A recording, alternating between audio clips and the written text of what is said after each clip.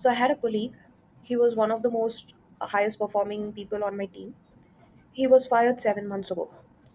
And this guy was consistently getting 5-star ratings every single year.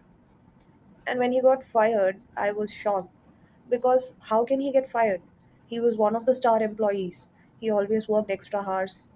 And at that time, I started thinking if he can get fired, what chance do any of us have? But then I understood why. He was highly paid due to the ratings and hikes he got over the years. And that was exactly the reason they let him go. And that is when it hit me. There is no safe place for any of us anymore. If you are not performing well, you get fired. If you perform really well, get great ratings, and earn good hikes over the years, that also puts you in a difficult position because now you're expensive, and expensive is a liability in this market. So you cannot win either way. Now, let us talk about the job market itself. Right now, companies are simply not in the mood to hire. They are thinking about how to cut costs, how to automate, how to bring in AI, how they can document the work you're doing so that they can finally replace you with AI. Nobody in this market wants to take the burden of hiring a new person, paying a monthly salary, onboarding them, managing them. That entire process feels like a risk right now, and that most companies are not willing to take that. So hiring has become extremely slow, and unless there is an immediate opening that absolutely needs to be filled, they are not moving. And when that opening finally comes up, and there is a company which is willing to hire someone new, what happens is that they get flooded with a lot of applications. And among those applications, there are a lot of people who are currently unemployed. Some of them are unemployed for 6 months, some are unemployed for 10 months, or some for over a year. And these people, they don't have a notice period and can join immediately.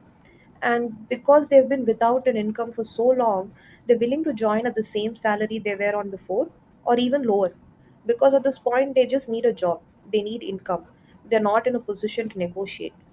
So why would a company hire someone who's currently employed and needs a notice period and wants a higher salary when they can hire someone who joins tomorrow at a lower cost? That is just the reality of it right now. And what this also means is that switching jobs for a higher salary is almost impossible at this point.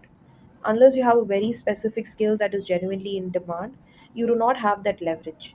Nobody really does. And across most fields, there is just too much uncertainty. Now, let us talk about what life looks like if you still have a job. Because for some of us, by some grace, we are still employed. We still have that salary coming in every month, but it does not feel like safety because there's always this constant background fear. Like, what if I'm next? What if it's going to happen this month, this year, or the year after? So we are all just waiting and watching and wondering who is going to get that call next. And the people at the top, the managers, the companies, they know this fear exists, and some of them are using it. You are now expected to work longer hours. Suddenly, the workload has increased, and suddenly, there are more expectations with no conversation about compensation. In some companies, there are no hikes for this year. People are not being paid their bonus for this year because they know you cannot just walk away. They know this job matters to you and they are using that. And if you're already in a toxic environment with a difficult manager and a bad team culture, it has become even harder because now you feel stuck. You cannot leave easily. You cannot switch to a better role. You cannot move into a different domain. All of those doors are closed right now. So we are just surviving here day in, day out, getting more and more frustrated, and nobody likes the feeling of being stuck. Even if one of your colleagues resign for whatever reason, there will be no replacement. The people left are expected to do the work of that employee who resigned, so you have to take up double the load now. So I'm not going to sit here and offer you some big solution because honestly nobody knows how this will play out. What I can tell you is what I think makes sense right now. At this point, you cannot take any drastic decisions. Do not quit without an offer. Do not make big financial moves out of panic. Keep looking for a new job passively. Keep your options open without making it your entire focus because that pressure will exhaust you.